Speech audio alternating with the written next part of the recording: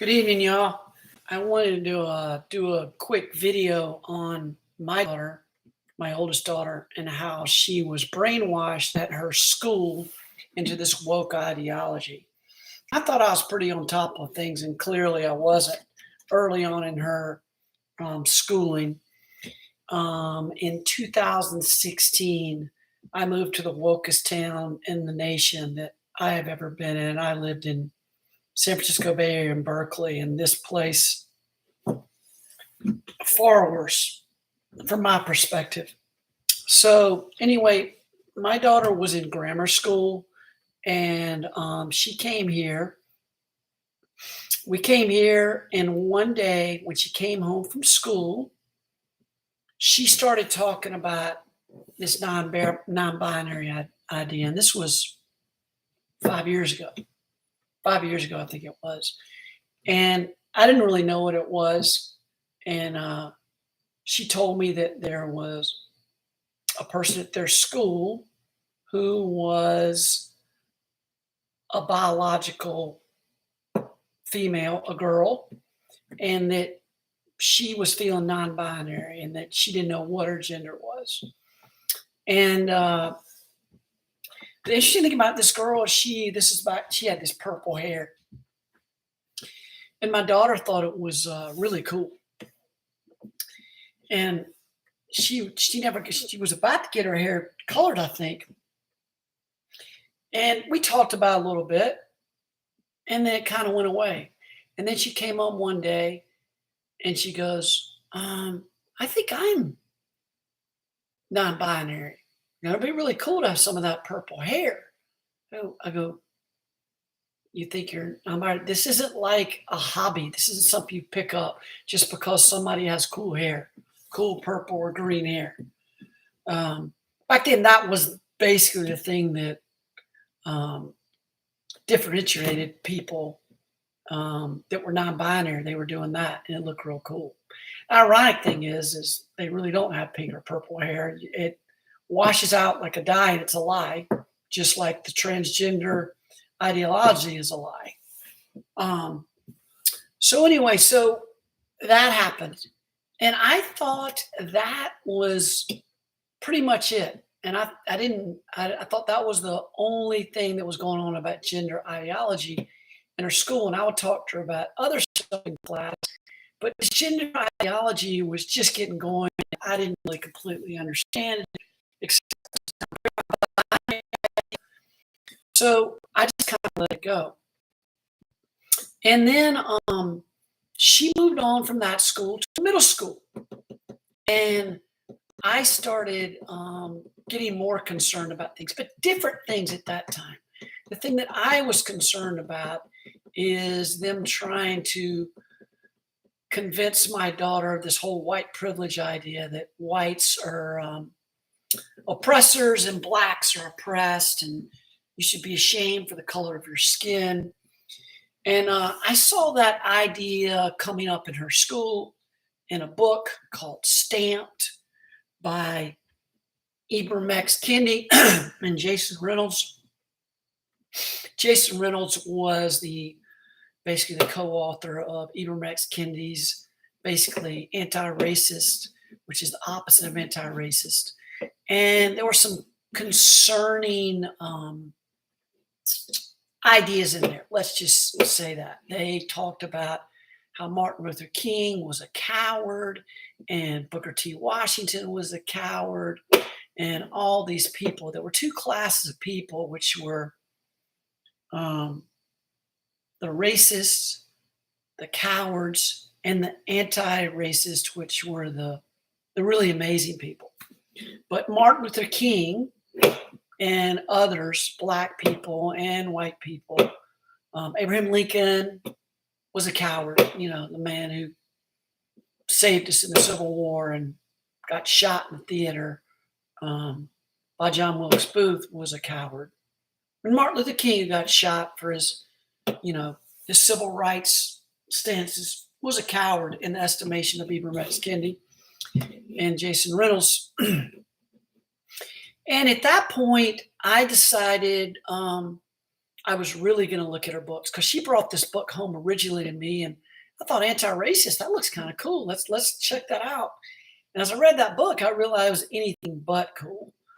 And I decided, I went and decided, Bailey, when you read a book in school, I want you to bring it home to me. And she said, okay. So she brought home this book. I think it was a handbook on how to be an anti-racist. And it was more of a handbook on how to be anti-white. I mean, it was stuff that they actually fostered in that book. And it was written like in these cool, beautiful illustrations. I wish I had a book. I think I have it right here.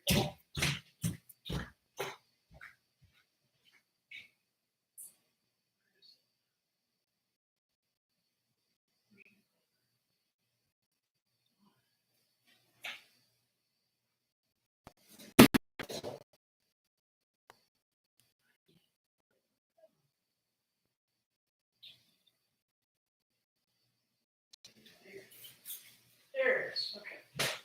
Sorry about that. Let me grab this real quick. It's called This Book is Anti-Racist. This is it. And the other one is called Stamped. We'll go that. That's real fun.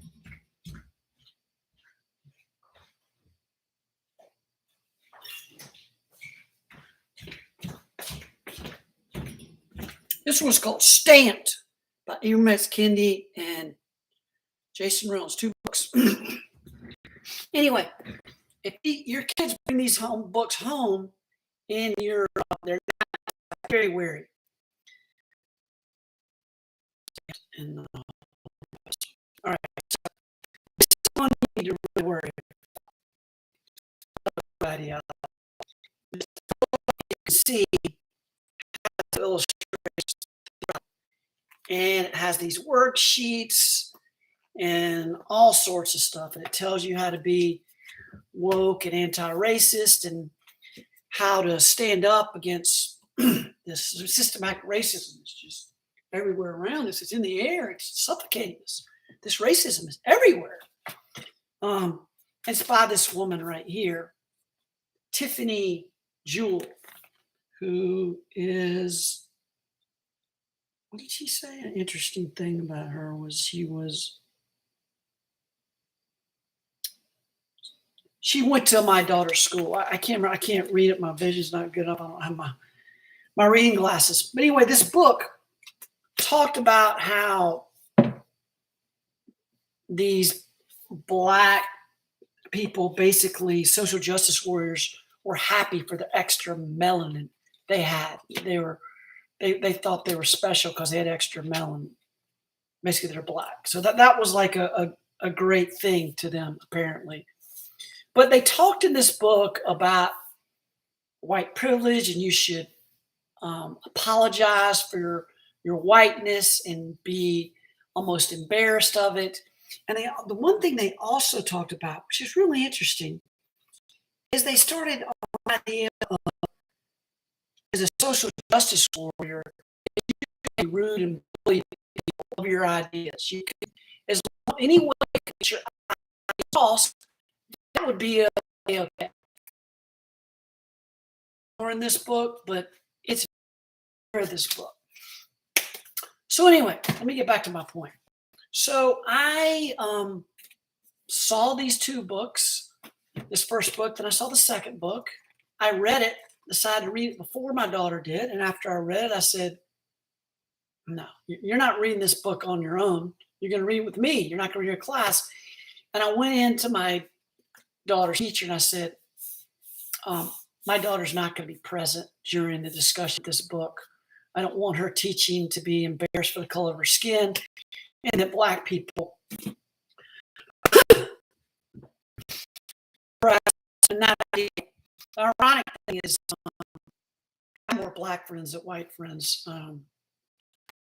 Actually, white friends than most of the people at the school, the parents at the school that my daughter went to, which is kind of funny. But so I told her that, and then I went back to the teacher and I said, like I said, if you discuss this book at all, I want Bailey to be out of the class outside until the discussion over. Because he had told me before, oh, it's no big deal. The stamp book, we're not going to do anything. And then when I brought the book in, he was just like, make excuses. Oh, we're only reading little select chapters. But this book is not a good book. It's not a good book. And then another wokeness thing that I was woke up to in the school that I didn't realize what was going on is kindergartners at this school. This combination of Montessori school in Norton went up from kindergarten to 8th grade.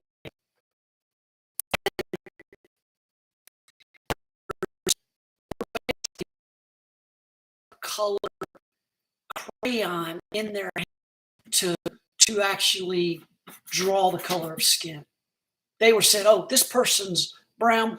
Maybe you want to use brown here. This person's whatever color. Instead of just letting them decide on their own. And I had a big problem with that. I had a big problem with that. Them trying to tell, kindergartners what to do. And I made a very big deal about it. I did a video on it on back. I got a lot of kickback in my town. People threatened me. A relative threatened me. Said a lot of stuff, but stuff didn't affect me. The video's out there somewhere that I did on more extensive on this idea. And I started really watching what my daughter was reading in her class. So then when she went to high school, concerned about this gender ideology more than anything at this point. This was years later since what happened to her in her grammar school. I just really tuned in, or I talked to her about classes all the time, and there didn't seem to be any concern. And then I started having conversations with her about what she thought about gender. And she started telling me this idea that there could be these endless amount of genders, and whatever you think in your head is what gender you are, regardless of what your chromosomes say or what is in your pants. It's what matters between your ears. And there was no way that I could convince her differently, because back in grammar school, when I thought it was just about teaching her within her school that gender has nothing to do with biology, and it has nothing to do with your anatomical differences. It has to do with what you think. I didn't know that, and I thought I didn't think I needed to be on top of that stuff. That like I said, when I went to middle school, I got more on top of it. And now my daughter's so far on that path is my older daughter won't even talk to me about this because she's been brainwashed. And that's what they're going to do to our kids. That's what they're going to do. The goal is to take the power away from parents, power away from families that use what they want. Put the power with teachers in the school, excuse me, to basically teach gender ideology behind your back, like they did to my daughter. They never told me they were doing this. They did it. They did it, and I didn't know it. And the reason they do this, it's a very, I would say, sinister, diabolical, but clever way of what they're doing. If they try to convince me of this fantasy land of gender ideology, they'd have no chance, because I'm an adult. My brain is fully developed. I'm not easily persuaded. My mind is changed and manipulated like kindergartnens and grammar school kids are. I don't believe in Santa Claus or the Easter Bunny or yes, because I know it's fantasy, but when I was her age and that age, I'm not in that stuff. They know the way they can do that. And the teachers slip this stuff in their conversations, in their circle time. You can find countless videos all over the internet where they're trying to manipulate kids to ask. And if they can do it to our kids, then they are basically weaponizing the whole next generation to buy into this gender ideology lie. It's much easier. Sure, they're going to be able to do it. Like I said, they do it. Me and you, they have no chance. So they're going to go after them. And then in some cases, they're going to turn their kids against the parents. Their schools already doing it. I don't have my kid against me. We have good discussions about this, but I know there's no way I'm going to change her mind. My oldest daughter, my youngest daughter's not happy about a lot about this because she hadn't been indoctrinated. She's younger, and I talked to her before it happened. But my oldest daughter is, and we need to stop this because if we don't, it's only going to get worse. It's only going to get worse. It's going to get worse than male boys going in rooms, changing rooms with females. It's worse than them saying they have the right to participate in women's and girls' sports because they think they're a woman or a girl. Their biology says different. And it allows them to cheat and use their strengths and muscle mass, lung capacity, endurance, quickness that men have, all these things men have over women overall on the whole, speed, jumping ability, a myriad of physical agility, all these things that men are superior, that basically is allowing women to get bowled over by these people because they're in this idea of gender inclusivity, which means our gender rights matter more than yours. I'm going to stay on top and make sure it happens. It's not that transgender rights matter, it's they matter more. They matter pretty much matters because you see it happening. And the next step, what the fundamental biological differences of what we know a woman to be, that logical people know, and they'll try to brainwash our kids. And so we didn't make a stand out of that. What a man is, we know what a woman is, but they're trying to change our kids. So we got to start doing this because what will happen in the future with these men, these males in the locker room, bad things will happen. There'll be more rapes. Kids will be sexually assaulted, mainly girls, because almost all rapes are by. And it'll be bad. And they'll start taking over not just sports, not just women's spaces, but their gender ideology. Demographics won't matter anymore. It won't matter because there will be no woman, no man. What we know is there'll be this huge spectrum of people, and people, you won't know who is the person discriminated against because they'll all be considered women, and rape statistics will change because these people that are actually men will be called women. Statistics will change. Census make no sense. It is this anarchy of gender that we need to start standing out about. And just this one example of my daughter is just the beginning. And it's important that we do it now. Is that you speak out, they try to silence you by calling your daughter up for fairness in women's sport. Because you're standing up for a private space for your daughter so she doesn't feel uncomfortable and safe. Because that's transphobic. You know, because a women's locker room would be inclusive. No shit, women's locker room is exclusivity. That is the point of women's locker room. So what they do is they call you transphobic. They challenge them. They get aggressive. They get in their face. That's what the gender ideologues do. They get in your face. They call you things. They slander you. So they're quiet. But it's more important now that we talk up when it's small, to get bigger. And then this huge wave of this gender ideology drowning. They're already going on. We have Supreme Court justice that can't even define what a woman is. You know, once they give a definition, just like a G-block, you pull it out, and it's like a house. it just falls down the whole puzzle. They'll never give you a definition, but we know the definition. It's all female. That's what a woman is. Any person with any amount of knowledge knows that. But is to slander you and cite you, but don't do it. Parents, anybody is 20-something, 30-something, whatever, singles, whoever you are.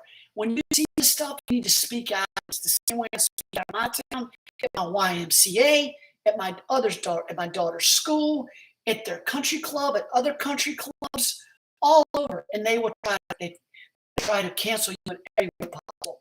My Twitter account's been canceled twice. LinkedIn, they've gone after. Nextdoor canceled. Change.org took off my petitions. They don't want the truth out. They don't want it. So be careful.